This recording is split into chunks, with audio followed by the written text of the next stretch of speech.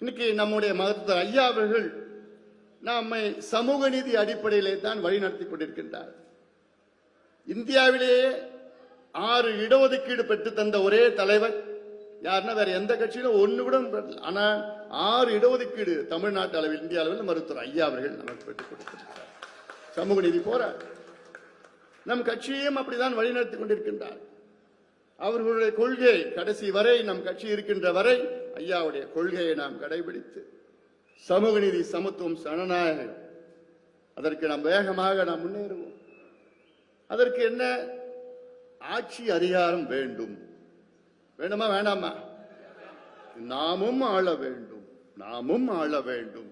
எவ்வளவு காலமாக இவர்களை கேட்டுக்கிட்டு அவர்களை கேட்டுக்கிட்டு ஐயா சாதிவாரி கணக்கெடுப்பு நடத்துங்க ஐயா, ஐயா இந்த மக்களுக்கு படிப்பு கொடுங்க ஐயா, இந்த மக்களுக்கு வேலையை கொடுங்க ஐயா. படிப்பு வேலை இல்லாதனாலதான் இங்க டாஸ்மார்க்கை நோக்கி மதுவை நோக்கி சீரழிஞ்சு கொண்டிருக்கின்றான் ஐயா. 10 விழுக்காடு எவ்வளவு போராடி பெற்றது, அதை அப்படியே அழித்து விட்டார்கள், ஒழித்து விட்டார்கள். இந்த மாநாட்டில் நாம் முன்வைத்தது என்ன? தமிழக அரசு உடனடியாக தமிழ்நாட்டிலே சாதிவாரி கணக்கெடுப்பு நடத்தி 69 விழுக்காடு இடஒதுக்கீட்டை பாதுகாத்து வன்னியர்களுக்கு உள்ஒதுக்கீடு வழங்கி வன்னியர்கள் போன்று இருக்கின்ற மற்ற பின்தங்கிய சமுதாயங்களுக்கும் தனித்தனி இடஒதுக்கீடு வழங்கி பட்டியலின மக்களுக்கு 2 விழுக்காடு கூடுதலாக இடஒதுக்கீடு கொடுத்து சமூக நீதியை தமிழ்நாட்டில் நிலைநாட்ட வேண்டும் என்ற நோக்கம்தான் இந்த மாநாட்டை நாம் நடத்தினோம். வித்தியாசமான மாநாடு. ஆனால் இன்று சமூக நீதி என்று பேசுவதற்கு கூட தகுதி இல்லாத கட்சி திமுக, முதலமைச்சர் ஸ்டாலின் அவர்கள் பேசுவதற்கு கூட அவர்களுக்கு தகுதி கிடையாது. ஆனால் வசனம் பேசிக் கொண்டிருக்கின்ற திமுக, சமூக நீதி என் உயிர் மூச்சு, எங்கள் கொள்கை, நான் தந்தை பெரியாருடைய பாட்டம் கொள்ளு பேரன், இப்படி எல்லாம் வசனம் பேசி பேசி உங்களை ஏமாத்திக்கிட்டு மக்களை ஏமாத்திக்கிட்டு செய்யறது ஒண்ணு, பேசுறது ஒண்ணு. இன்று தமிழ்நாட்டில் 2 பிரிவுகள், அதாவது ஒன்னு சமூக நீதிக்கு ஆதரவாளர்கள், 2வது சமூக நீதிக்கு எதிரானவர்கள். ஆனால் இப்ப புதுசா 3வது பிரிவு ஒன்னு இருக்கு. சமூக நீதி பத்தி பேசுவாங்க, ஆனா செயல்பட மாட்டாங்க, செய்ய மாட்டாங்க. செய்கின்ற இடத்தில் இருக்கின்றார் முதலமைச்சர் ஸ்டாலின் அவர்கள். ஆனால் அவருக்கு ஒரு துளியும் அக்கறையும் இல்லை, எண்ணமும் கிடையாது. எனக்கு என்ன வருத்தம் தெரியுமா? இந்த 4 ஆண்டு காலம் ஐயாவையும் எங்களையும் நிச்சயமாக நான் வன்னியர்களுக்கு உள்ஒதுக்கீடு தருகிறேன் என்று சொல்லி சொல்லி சொல்லி சொல்லியே எங்களை ஏமாற்றி விட்டார் மு.க. ஸ்டாலின் அவர்கள். எவ்வளவு பெரிய துரோகம் இது! ஓராண்டு 2 ஆண்டு கிடையாது, 4 ஆண்டு காலமாக எங்களை ஏமாற்றி தொடர்ந்து ஒவ்வொரு முறையும் வலியுறுத்தி ஒவ்வொரு முறையும் பார்க்கின்ற பொழுது நிச்சயமாக ஐயா அவர்களை உறுதியாக நான் செய்கின்றேன் என்று உறுதி கொடுத்தார் ஐயாவிற்கு. யாரு? முதலமைச்சர் ஸ்டாலின் அவர்கள். நான் 3 முறை சந்தித்தேன் அவர்கள். ஒவ்வொரு முறையும் நீங்க தைரியமா போங்க, நிச்சயமா நான் செய்கிறேன். சட்டமன்றத்துக்கு உள்ளேயும் சொன்னார், சட்டமன்றத்துக்கு வெளியிலையும் சொன்னார்.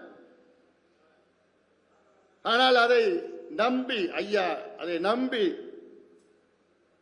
இப்படி இந்த நிலைக்கு இன்று நாம் இருக்கின்றோம்.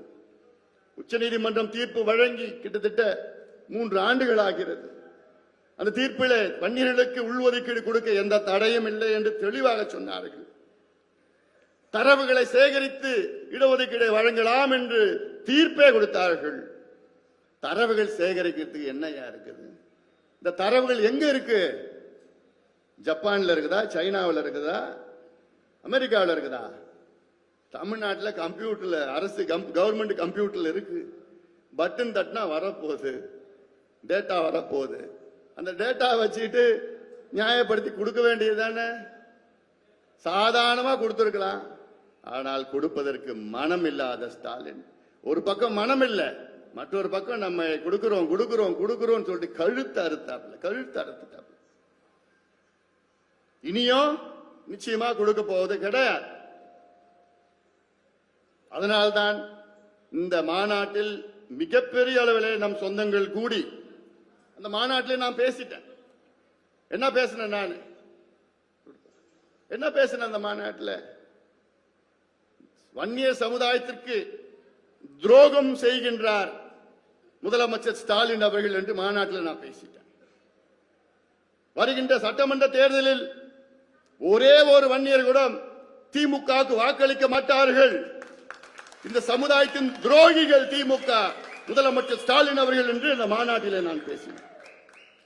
பேசுவது ஒரு பக்கம், ஆனால் அந்த மாநாட்டு கூட்டத்தை பார்த்துட்டு பயந்துட்டாங்க திமுக. என்னன்னு, இவங்க இவ்வளோ பேர் சேர்ந்துட்டாங்களே, இனி நமக்கு பொழப்பு இல்லை, தமிழ்நாட்டில் நமக்கு இந்த சமுதாயம் ஓட்டு போடாதுன்னு அந்த முடிவுக்கு வந்துட்டாங்க. ஏன்னா இது சாதாரண துரோகம் கிடையாது, நம்பிக்கை துரோகம், நம்பிக்கை துரோகம். அதனால்தான் இப்போ அடுத்தது எப்படியாவது மறுபடியும் திமுக ஆட்சிக்கு வரணும்னு அவங்களுக்கு கணக்கு. வருவாங்களா? வர முடியுமா? வர விடுவோமா? முடியாது, விடாது, வர முடியாது. அதனால்தான் இப்ப என்ன பண்றாங்க, மறைமுகமாக அவனுக்கு தெரிஞ்சது எல்லாம் நம்ம கட்சிக்குள்ள குழப்பம், நம்ம கட்சிக்குள்ள இதெல்லாம் நடந்துகிட்டு சூழ்ச்சி செய்து, நம்ம கட்சியிலே சில சூழ்ச்சியாளர்லாம் இருக்கிறாங்க. சூழ்ச்சியாளர் மூலமாக ஐயாட்ட ஒண்ணு, நம்ம கிட்ட இப்படி எப்பெல்லாம் பேசி கீசி என்னென்னமோ நம்ம கட்சியை எப்படியாவது பிளவுபடுத்தணும், குழப்பம் பண்ணணும், எப்படியாவது இருக்கணும்னு திமுகவுடைய தப்பு கணக்கு அது. சரிம்மா, சரிம்மா, ஓகே ஓகே.